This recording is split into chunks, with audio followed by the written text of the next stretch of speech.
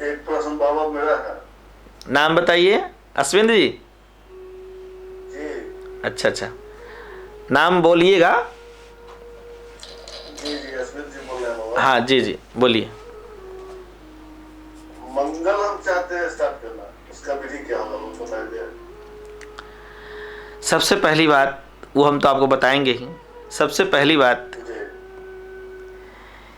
कि मंगल, ये सत्संग जो हम लोग कर रहे हैं ना, ये अपने आप में मंगल है। मंगल माने कल्याण, ठीक है। और आप जो पूछना चाह रहे हैं मंगल व्रत हनुमान जी का, जी तो वो मैं आपको बता दूं कि मंगल करने की विधि प्रधान है। भाव यह है उपवास रहना, पूरे 24 घंटा उपवास रहना, ठीक है। जी जी जी अगर वह उपवास आप न कर सकें तो कम से कम दिन भर उपवास रह करके रात्रि में आप हमको तो जब में करी बाबा आज ऐसे जब भाग दो वाला काम सब है। हाँ, तो रात्रि में आप जो है सो कर सकते हैं फलाहार। अगर वो उस तरह का उपवास भी आपसे नहीं हो रहा है ना, तो फिर आप रात में दूध रोटी वगैरह भी ग्रहण कर सकते हैं, एकदम लहसुन प्याज रहित, सादा सादी एकदम, ठीक। कोई भुजिया वगैरह ये सब नहीं खाइए, केवल दूध रोटी ही खा लीजिए, ठीक। गुड़ के साथ चीनी मत डालिए। जी जी इसमें आपको जैसा पार लग रहा है, यानी मूल उपाय है कि ये जो आप मंगल व्रत करेंगे, ठीक है ना, उससे पहला ये होगा कि आपके शरीर को रेस्ट मिलेगा। जो हमारे शरीर में जो पचाने की जो तंत्रिका है, जो पाचन तंत्र है ना, इसे रेस्ट मिलता है। और उसके बाद जब हमारा शरीर हल्का होता है और जब हम सुमिरन ध्यान अपने इष्ट का करते हैं तो और हम उनके पास पहुंचते हैं। उपवास अपने इष्ट के और पास पहुंचते हैं। एक तो फास्टिंग भी कहलाता है, एक इष्ट के पास पहुंचना, यानी अपने आत्मा के पास पहुंचना। कहां पहुंचना? आत्मा के पास। और आपका आत्मा ही हनुमान है। एक और बात नोट करिएगा, इसलिए कि हनुमान चालीसा के फर्स्ट लाइन में ही जय हनुमान ज्ञान गुण सागर, जय कपीस तिहु लोक उजागर। एक लाइन को समझ लेते हैं, ठीक है। जय का तात्पर्य अमृत तत्व है। जय यानी कि जीत का अभिप्राय है। जय अमृत तत्व है ऐसा माना जाता है। उत्साह का है भाव। जय यानी किसी चीज पर विजय प्राप्त कर लेना, ठीक है। जय कैसे जय होगा आपका? तो हनुमान बनना पड़ेगा आपको। किसको बनना पड़ेगा? आपको बनना पड़ेगा जी। जय हनुमान। कैसे हनुमान बनिएगा? तो ज्ञान और गुण को अर्जन करना पड़ेगा। क्या करना पड़ेगा? अपने अंदर ज्ञान और गुण को अर्जन करना पड़ेगा। और जय हनुमान ज्ञान गुण सागर। सागर का तात्पर्य है जो भी आप काम सीख रहे हैं या जो कर रहे हैं उसमें विशारद बनना पड़ेगा, यानी परिपक्व होना पड़ेगा, ठीक है। तो उसी को हनुमान कहते हैं जो ज्ञान और गुण के सागर हैं। क्या है? जैसे ही आप अभ्यास करेंगे ज्ञान और गुण का, सत्संग करेंगे या जो भी स्किल सीखेंगे, है ना, तो आप में वो चीज उतरने लगेगा। जय हनुमान ज्ञान गुण सागर, तो उतर ही जाएगा। तो फायदा क्या होगा? अगर हम में हनुमान जी उतर गए, यानी ज्ञान गुण का सागर बनना ही अपने आप में हनुमान को उतारना होता है। और अगर हम ज्ञान गुण के सागर अगर हम में उतर गए, हम ज्ञान गुण के सागर बन गए, तो फायदा क्या होगा? तो तिहु लोक उजागर। जय हनुमान ज्ञान गुण सागर, जय कपीस। जब कपीस का भाव यानी जब आप में हनुमान उतर जाते हैं, वो जय हनुमान ज्ञान गुण सागर जय कपीस, जब आप में कपीस जय हो जाते हैं, उतर जाते हैं, तो क्या होता है? तिहु लोक उजागर। तिहु लोक का उजागर का तात्पर्य यह होता है कि आपके अंदर जो तीन शरीर है, कारण शरीर, स्थूल शरीर और सूक्ष्म शरीर, तीनों के रहस्य को आप जानने लगिएगा अध्यात्म में गोता लगाते लगाते। तथा आपके अंदर जो रजोगुण, तमोगुण, सत्वगुण है, इस तीनों में उजागर आ जाएगा, यानी तीनों के रहस्य को जान जाइएगा, प्रकाश आ जाएगा। ठीक है। और परमात्मा का जो मिलन है आप में, तुरीयमेव केवलम, रामायण में स्पष्ट लिखते हैं, अत्रि ऋषि कहते हैं कि तुरीयमेव केवलम, अर्थात जीव जब तक तुरीयावस्था में नहीं जाता है तब तक वह राम की प्राप्ति या हनुमान की प्राप्ति नहीं कर पाता है। तो तुरीयावस्था में क्या है? जो रजोगुण, तमोगुण, सत्वगुण, इस तीनों गुणों पर जो विजय प्राप्त कर लेता है अपने अंतःकरण में ही, ठीक है, वो तुरीयावस्था में चला जाता है साधना करते करते। और तुरीयावस्था में पहुंचना ही हनुमान का दर्शन करना है या राम का दर्शन करना है। तो तुरीयमेव केवलम जगत गुरु च शाश्वतम, तुरीयमेव केवलम, उस परम जगत गुरु परमात्मा श्री राम या श्री हनुमान जी को प्राप्त अगर आपको करना है तो तुरीयावस्था में जाना होगा। तो तुरीयावस्था में जाने के लिए आपको ज्ञान गुण के सागर बनना पड़ेगा। क्या बनना पड़ेगा जी? और तब त्यों लोक उजागर, है ना, आपके शरीर के अंदर जो वो है वो, तथा आपके काम, क्रोध, लोभ सब तीनों नष्ट हो जाएंगे।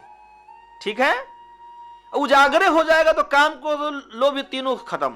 अब ये नहीं, अब ये तीन लोक उजागर का मतलब ये न समझ लें, उजागर का मतलब एक प्रकाशित भी होता है कि हाँ ये भी होता है, पर ये है नहीं। यहाँ अर्थ वास्तविकता ये है जो हमने बताया। त्यों लोक उजागर का मतलब कि चलिए भाई, पाताल लोक नीचे और ऊपर ये धरती लोक, और ऊपर जो उससे ऊपर जो है सो आकाश। ठीक है। ये तीनों उजागर हो गया, तीनों जगत में नाम है। अरे तीनों जगत में नाम होने से क्या होता है अगर आपके अंदर उजागर नहीं होता है तो? ठीक है।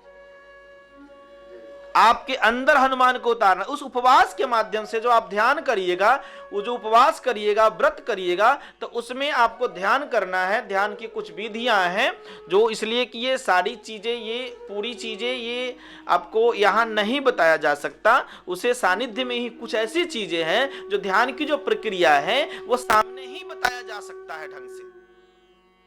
ठीक है। तो उसके लिए आपको आश्रम में आना पड़ेगा, समय लेकर के दर्शन करने आना होगा और हम सिखला देंगे। ठीक है। तो इस तरह से जब आप उस उपवास को करते हैं, उस मंगल व्रत को करते हैं, इस प्रकार से जब आप उस मंगल व्रत को करते हैं, तब आप में जो चीज उतरेगा तो गजब की चीज उतरेगा। जो मैं सिखाना चाहता हूं, जो मैं बताना चाहता हूं, बहुत मैं एक शब्द बोलूंगा, आप 10 शब्द समझिएगा, और गजब ढंग की अलौकिक शक्तियां आप में आने लगेगी, और सदा प्रसन्न रहने वाली जो कला है वो आप में समाहित होने लगेगी।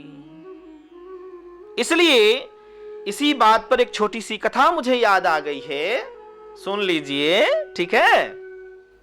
एक बार की बात है कि एक हनुमान जी के परम भक्त आदमी था, और उनके गुरुजी बहुत अच्छा पूजा पाठ करते थे हनुमान जी का। तो पूजा पाठ करते करते करते करते समय बीता और गुरुजी शरीर छोड़ने लगे। जब शरीर छोड़ने लगे तो उनके शिष्य जो थे पुजारी जी, अब उनको कहते हैं गुरुजी, कहते हैं जो पुजारी जो गुरुजी जो थे वो कहते हैं अपने शिष्य से कि देखो घबराने की बात नहीं है, तुम पूजा पाठ खूब ध्यान लगा के, मन लगा के करना, कोई भी संकट होगा ना तो हनुमान जी को सुमिर लेना, हनुमान जी आकर साक्षात तुमको बचाएंगे।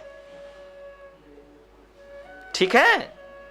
खूब ध्यान से इसको सुनेंगे। पहले बहुत गजब की ये कथा है।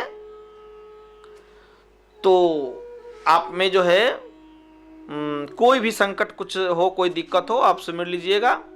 हनुमान जी की कृपा से सब ठीक, सब भोले भंडारी की कृपा से सब ठीक रहेगा। ठीक। और गुरुजी चले गए, देहांत तो हो गए, चले गए इस संसार से। जाने के बाद क्या हुआ, कुछ वर्षों बाद, लगभग 10 वर्षों बाद, गांव में, जिस गांव में वो थे, जो मंदिर था, उस गांव में बहुत जोरों की, बहुत कस के, बहुत भारी बाढ़ आया, दहाड़ आया, बाढ़ आया, सब लोग गांव खाली कर करके जाने लगे। तो धीरे धीरे सबके घर में पानी ढूकने लगा, कोई बचने का उपाय नहीं है, तो जाने लगे। संजोग से एक आदमी को याद पड़ा, पुजारी जी निकले हैं कि नहीं, अभी थोड़ा पुजारी जी से मिल लेते हैं। गए तो देखे तो पुजारी जी तब तक छत पर चढ़ने का उपाय लगा रहे हैं, छत पर चढ़ रहे थे, मंदिर के छत पर चढ़ रहे थे। तो कहे कि पुजारी जी अरे चलिए, सब लोग जा रहे हैं, आप कहाँ चढ़ रहे हैं? तो नहीं, हमारे गुरुजी कहकर गए हैं कि कोई संकट आए, कोई आफत तूफान आए, हनुमान जी को सुमिर लेना, सब ठीक हो जाएगा, वो खुद तुम्हें बचा लेंगे, है ना। तो कहा कि चलो ठीक है। तो इसीलिए आप लोग जाओ, हमको तो साक्षात बजरंगबली आएंगे बचाने। जब राम जी को अपने कन्हा पर लेकर के वो जा सकते हैं, है ना, तो फिर हमें भी अपने कंधा पर लेके जाएंगे ना, इसलिए आप लोग जाइए। कहा नहीं पुजारी जी चलिए, बाद में देख लेंगे हनुमान जी की भक्ति, चलिए पहले अभी निकलिए। तो नहीं, अपने इष्ट पर हम पूर्ण विश्वास करते हैं, हम कैसे जा सकते हैं? नहीं जा सकते हैं, वो गुरु की वाणी है, गुरु ने ऐसा कहा है, और गुरु की बात पर हम विश्वास न करें तो कौन घोर नरक में हम जाएंगे। इसलिए नहीं, अयबे करेंगे, भगवान तो अयबे करेंगे। तो कहे ठीक है, चले गया बेचारा, वो जो गांव का सज्जन था वो चला गया। फिर पानी तो पूरा हो गया, अब सबके घर छप्पर तक पहुंच गया, छत तक पानी पहुंचा। तो संजोग से जो जहां जाके लोग बचे हुए थे ऊंचे जगह पर, ऊंचे स्थान पर, वहां फिर किसी ने कहा कि देखिए अभी पुजारी जी नहीं आए, अभी फंसे हुए हैं, बीच गांव में मंदिर है, वो फंसे हुए छत पर चढ़ गए हैं। कहा कि अच्छा कोई बात नहीं है, हम, एक आदमी उसी में से कहा कि हम जाते हैं नाव लेकर के। नाव लेकर गया और आवाज दिया पुजारी जी को, पुजारी जी हम आ गए आपको लेने, अब चलिए। तो पुजारी जी कहते हैं कि नहीं हमें नहीं जाना है, आएंगे हमको बचाने भगवान आएंगे।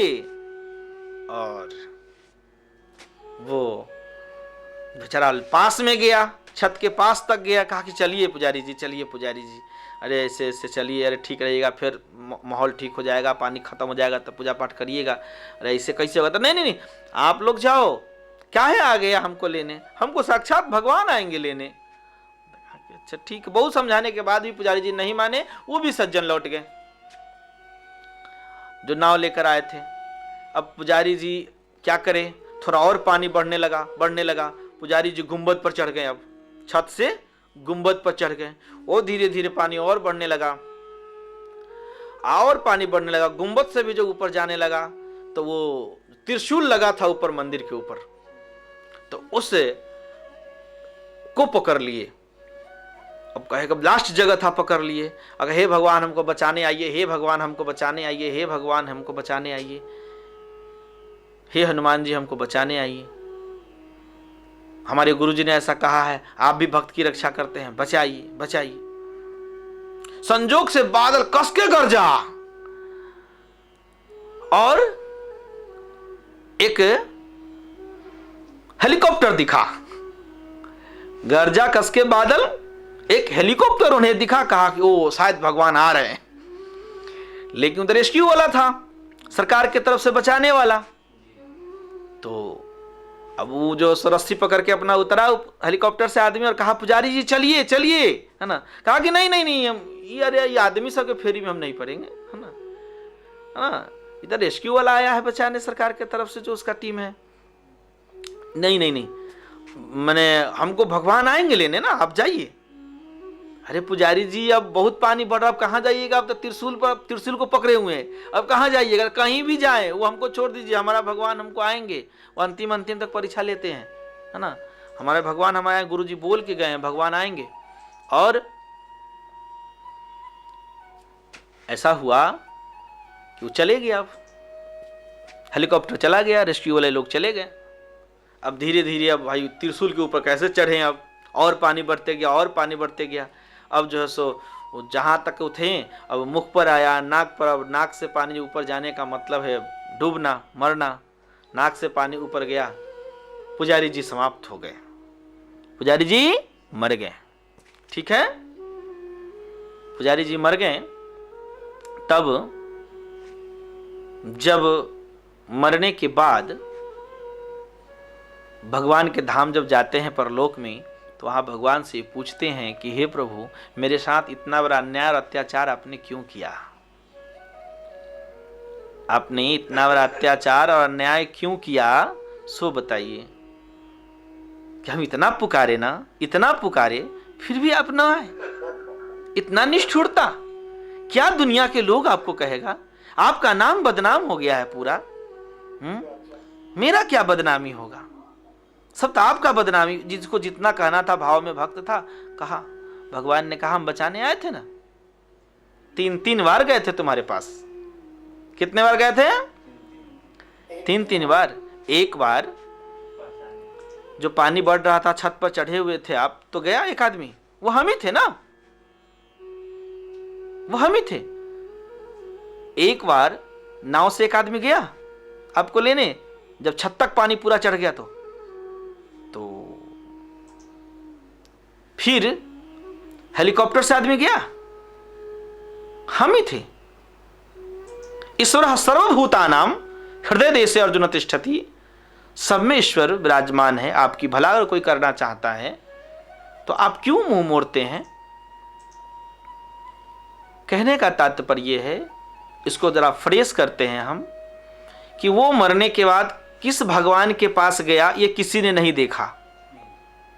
ये वो किस यमलोक के पास गया, किस यमराज के पास गया, वो किसी ने नहीं देखा। ठीक है? उसे इस कथा को एक सही बात समझाने के लिए, सत्य से परिचय कराने के लिए कथा की रचना की गई काल्पनिक रूप से, ताकि आप इससे समझ सकें कि वह व्यक्ति, यानी कि वो किस भगवान के यहाँ गया और किस भगवान से क्या बात किया। भगवान ने कहा 3 बार हमने तुझे अवसर दिया, हम खुद आए। कोई भगवान ऐसा बात उससे नहीं किया, इसलिए कि शरीर का अंत होने के बाद यह आत्मा कहाँ जाती है ना, आज तक कोई रिसर्च नहीं कर पाया है। अगर किया है तो केवल काल्पनिक चीजें लिखा गया है। ठीक? अगर इसकी सत्य से परिचय करना है आपको, तो उपनिषद को जरा देखना पड़ेगा, वेदों की ओर थोड़ा झुकना पड़ेगा। ठीक है? गीता के कुछ संदर्भों को समझना पड़ेगा, सारे संदर्भ को नहीं, कुछ संदर्भों को समझना पड़ेगा। पहले इस कथा से क्या सीखे? कि आपके बुद्धि को अपने बढ़ाना है, न कि अंधविश्वास को बढ़ाना है। ठीक है? इसलिए हमारे हनुमान जी, हमारे भोले भंडारी, हमारे राम जी अपने काल में आए, वो भी पंचमहाभूत से ही शरीर धारण किए थे।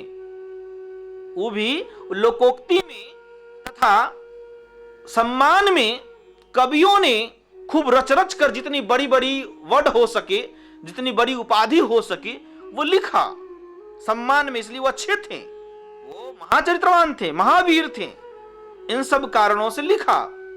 पर ऐसा कुछ नहीं है कि अलग से प्रकट हो जाएंगे। इस संसार में, इस धरातल पर जो भी कोई आएगा तो पंचमहाभूत से ही बनेगा। पहले दिमाग में आप ठोक लीजिए इस बात को बढ़िया से।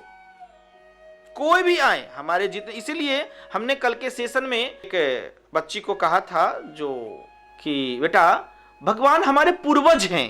क्या है? पूर्वज हैं। अब उनको हम कहेंगे कि अब आ जाइए तीर धनुष लेके मेरा कल्याण कर दीजिए, या फलना को मार दीजिए, या फलनिया को मार दीजिए, हमारे प्रति बड़ा दुष्ट भाव रखता है, ऐसा थोड़ी हो सकता है। या चलिए बॉर्डर पर आपको भेजा देते हैं, वहीं रहिए हे प्रभु, जो बॉर्डर पर जो है सो भारत के बॉर्डर सीमान में जो गड़बड़ी करे उनको खत्म करिए। ये सारी बातें समझिए गौर से। ठीक है? तो वो मेरे पूर्वज हैं, पूर्वज थे, उनसे हमें वो शौर्यता सीखना है, वीरता सीखना है, सम्यक ज्ञान सीखना है।